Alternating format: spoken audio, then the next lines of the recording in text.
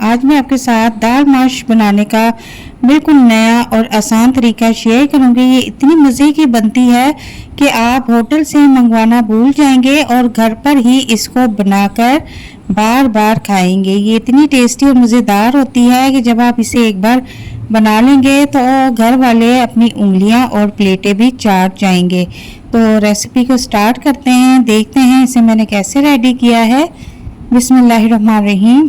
यहाँ पर मैंने सबसे पहले एक पाव दाल माश ली है और इसे 20 मिनट पहले भिगो दिया था और 2 से 3 पानी इसको अच्छी तरह से वॉश कर लेना है। और यहाँ पर मैंने तकरीबन दाल से 2 गुना ज़्यादा पानी जो है बॉईल कर लिया है। उसमें अब हम दाल को बॉईल कर लेंगे और साथ ही इसमें 1 चम्मच नमक ऐड कर देंगे और इसके बाद 2 से 3 अदद इसमें लौंगे ऐड कर देंगे। इस वजह से कि इसमें जो बादीपन होता है वो लौंगे ऐड करने से कुछ कम हो जाएगा, बाकी ये इससे इसका जो टेस्ट है वो बहुत ही मज़े का आएगा।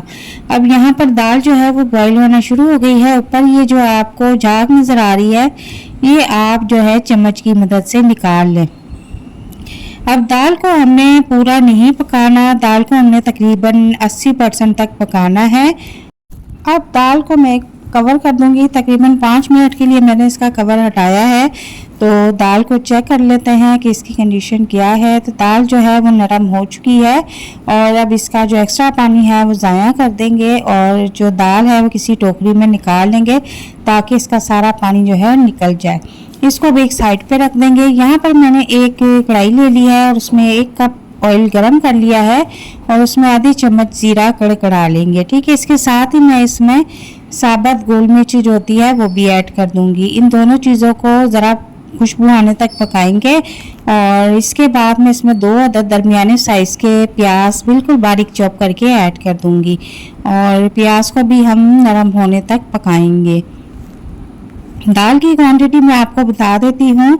दाल माश की क्वांटिटी तकरीबन 250 ग्राम है और इसमें मैं जो जो चीज़ें ऐड करूँगी उसकी क्वांटिटी आपको साथ साथ बताती जाऊँगी। अब यहाँ पर प्याज जो है वो थोड़े से नरम हो चुके हैं।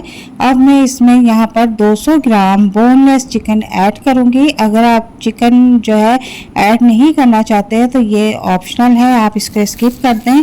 और इसके बाद मैं जो है चिकन इसमें ऐड कर दूँगी और खूब अच्छी तरह से फ्राई कर लूँगी।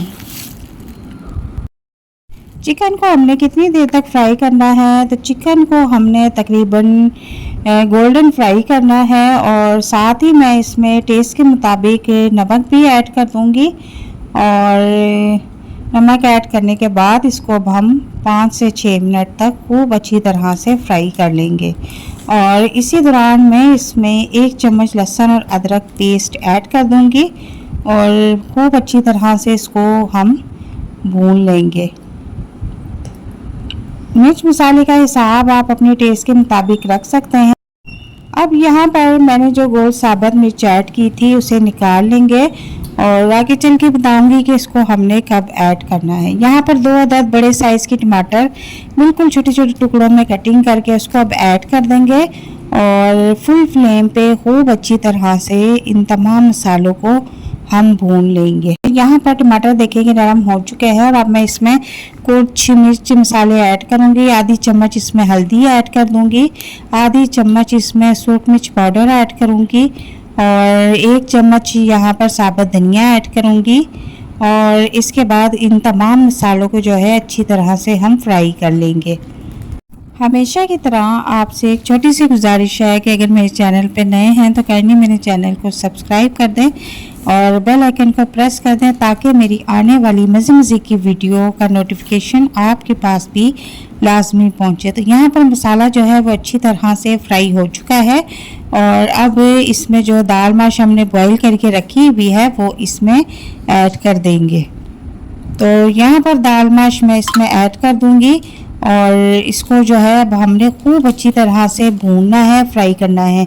अब हम इसको जितना भून के फ्राई करके पकाएंगे ये उतनी ही टेस्टी और मज़ेदार बनकर तैयार होगी। अब यहाँ पर चूल्हे का फ्लेम जो है वो फुल कर देना है ताकि इसमें जो थोड़ा सा पानी नज़र आ रहा है वो अच्छी तरह से खुश्क हो जाए। और यहाँ पर हमारी दाल जो है वो तकरीबन 20% तक कच्ची है, हमने इसे 80% तक बॉईल किया था। अब 20% हमने इसको खूब अच्छी तरह से भून कर पकाना है। तो वीडियो मैंने स्किप कर दी है और दाल को फ्राई करते हुए तकरीबन मुझे 10 मिनट हो चुके हैं और यहाँ पर मैंने 5 से 6 अदद साबुत हरी मिर्च ऐड कर दी है और अब इसको मैं मज़ीद भूनूंगी। अब इसको मैं तकरीबन 2 मिनट के लिए दम पे रख दूंगी और 2 मिनट के बाद मैंने कवर हटाया है।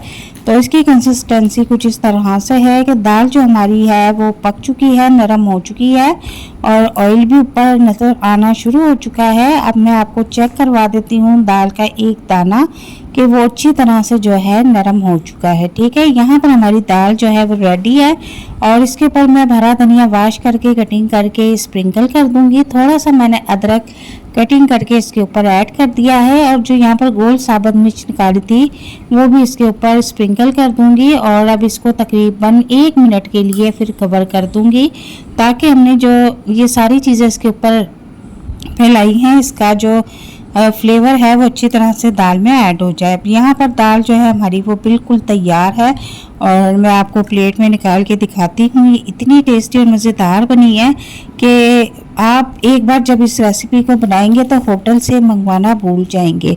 और यहाँ पर अब मैं आपको डिश आउट करके दिखा देती हूँ और बहुत ही टेस्टी और मज़ेदार दाल बनकर तैयार हो गई है। बहुत ही आसान तरीके के साथ मैंने इसे तैयार किया है।